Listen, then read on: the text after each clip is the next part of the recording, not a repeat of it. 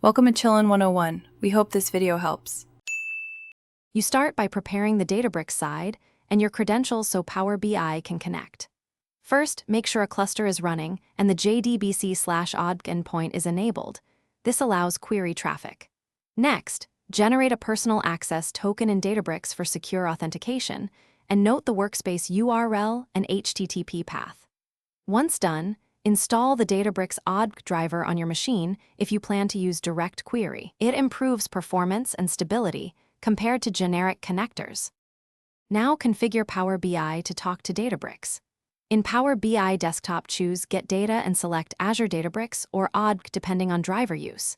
Enter the workspace URL, HTTP path, and paste the personal access token as the credential. This authenticates you. Decide import for faster queries at load time or direct query for live data. Choose based on report latency needs. Then preview and map the tables or SQL query. Adjust data types and load a small sample to confirm connectivity and query performance before building visuals.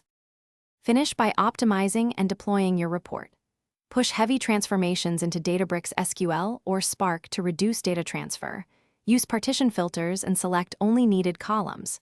If you publish to Power BI service, set up an on-premises data gateway or use the Databricks connector with a service principal for scheduled refreshes and validate credentials there.